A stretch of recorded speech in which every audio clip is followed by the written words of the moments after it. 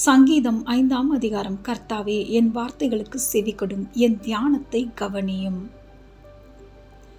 நான் உம்மிடத்தில் விண்ணப்பம் பண்ணுவேன். என் ராஜாவே, என் தேவனே, என் வேண்டுதலின் சத்தத்தை கேட்டருளும். கர்த்தாவே, காலையிலே என் சத்தத்தை கேட்டருளுவீர். காலையிலே உமக்கு நேரே வந்து ஆயத்தமாகி காத்திருப்பேன். நீர் துர்மார்க்கத்தில் பிரியப்படுகிற தேவன் அல்ல. தீமை உம்மிடத்தில் சேர்வதில்லை. வீம்புக்காரர் உம்முடைய கண்களுக்கு முன்பாக நிலை நிற்க மாட்டார்கள்.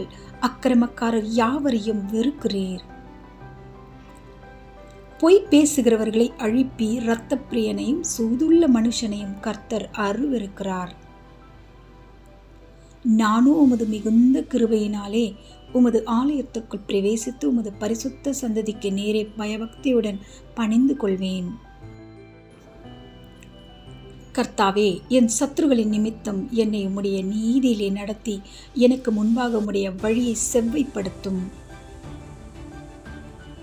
அவர்கள் வாயில் உண்மை இல்லை, அவர்கள் உள்ளம் கேடுபாடுள்ளது. அவர்கள் தொண்டை திறக்கப்பட்ட பிரேதக்குழி, தங்கள் நாவினாலே இச்சகம் பேசுகிறார்கள்.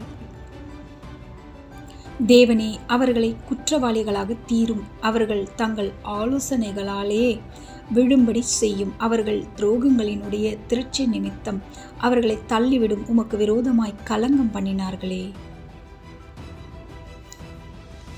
உம்மை நம்புகிறவர்கள் யாவரும் சந்தோஷித்து என்னாலும் கெம்பீரிப்பார்களாக. நீர் அவர்களை காப்பாற்றுவீர். உம்முடைய நாமத்தை நேசிக்கிறவர்கள் உம்மில் களி கூறுவார்களாக. கர்த்தாவே, நீர் நீதிமானை ஆசீர்வதித்து காருண்யம் என்னும் கேடகத்தினால் அவனை சூழ்ந்து கொள்ளுவீர். God bless you. Amen.